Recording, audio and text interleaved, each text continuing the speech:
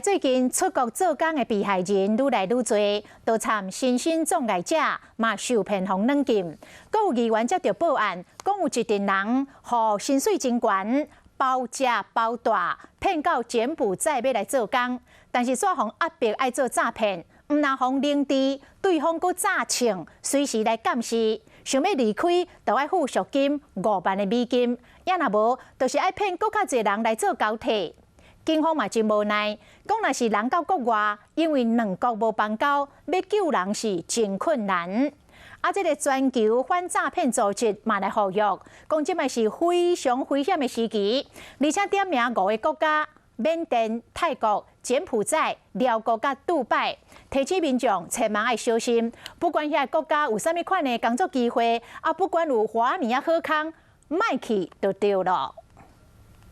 这个地模啊，穿乌衫，汗臭真好。被害者把这张相片传互议员，指控就是这个查甫人骗因出国，佮逐工捡两个诈骗的保全顶吊话，若无乖乖听话，得轰拍。伤害的是含身心障碍者，嘛是受害者。这个孩子他就是本来就不太会分辨这种事物的人，他就是轻度智障的人。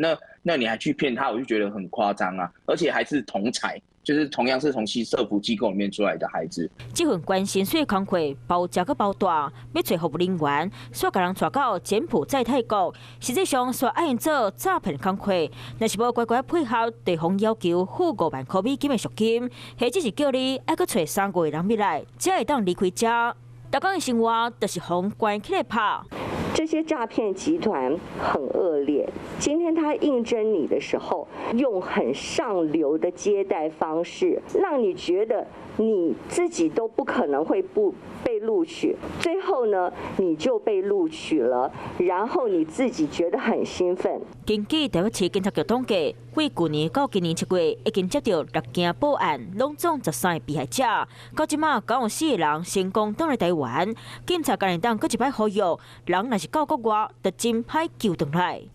我想除了呼吁，就是只能呼吁，因为这个很现实的问题，就是没有邦交嘛。